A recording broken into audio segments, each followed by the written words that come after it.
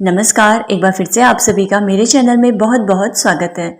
नवीन शिक्षक संदर्शिका के अंतर्गत जो 22 सप्ताह के कार्य योजना जारी हुई है, उसका हमें रजिस्टर बनाना है या सिर्फ डायरी बनानी है या फिर लेसन प्लान भी बनाना है।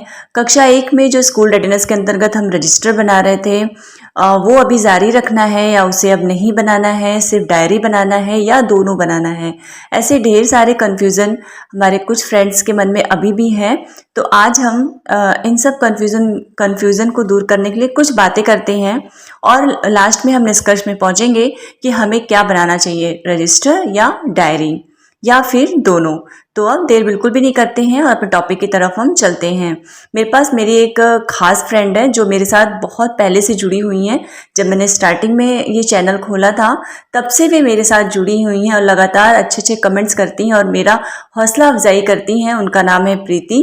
उन्होंने मेरे पास उस दिन कमेंट किया था कि उनके स्टाफ की जो हेड हैं वो कह रही हैं कि नवीन शिक्षक संदर्शिका की जो कार्य योजना है उसका हमें रजिस्टर बनाना है। ऐसे हमारे कई फ्रेंड्स के मन में होगा कि इसका रजिस्टर भी बनाना पड़ेगा। तो आप खुद से सोचिए कि रजिस्टर और डायरी दोनों में क्या अंतर है। रजिस्टर में हमें कोई भी चीज़ डिटेल में लिखना होता है और डायरी में हमें शॉर्ट में लिखना होता है। डायरी में हमें अगले दिन की कार्य योजना लिखनी होती है कि हम कल क्या करेंगे, और रजिस्टर में हमने क्या क्या किया इसका विवरण लिखना होता है। लगभग दोनों में सेम ही रहता है, बस डायरी में करेंगे और रजिस्टर में हमने यह काम किया।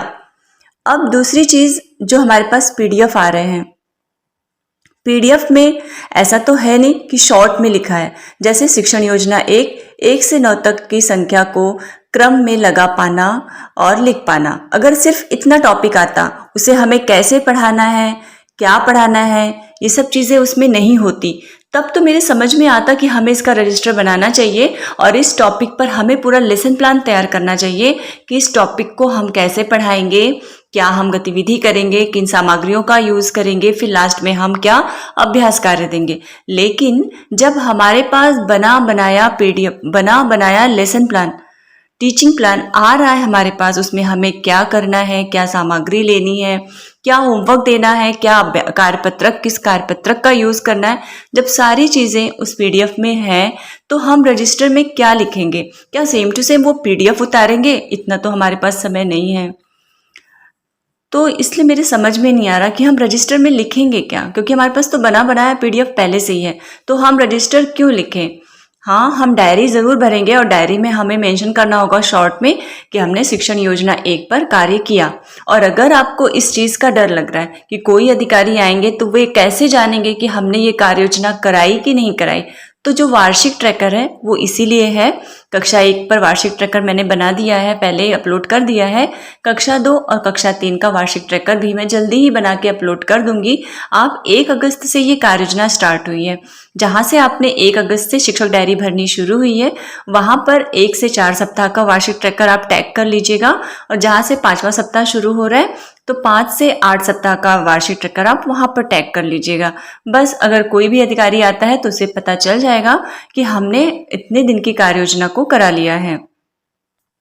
इसलिए आपको डरने की कोई ज़रूरत नहीं है। मैंने अपने एसआरजी से भी पूछा था, हमें कोई रजिस्टर नहीं बनाना, ये शिक्षक डायरी ही काफ़ी है। और रही बात कक्षा 1 की, तो स्कूल रेडीनेस के 12 सप्ताह की गतिविधियाँ हो चुकी हैं, इसलिए अब हमें रजिस्टर नहीं बनाना है, आगे हम डायरी ही भरेंगे। तो आप अब रजिस्टर बंद करके रख दीजिएगा और 5वें सप्ताह से डायरी भरिएगा। तो बस, और भी अभी आपके मन में कोई कन्फ्यूज़न होगा तो प्लीज़ मुझे कमेंट बॉक्स में ज़रूर पूछिएगा और हम मिलते हैं अगले वीडियो में। तब तक के लिए नमस्कार।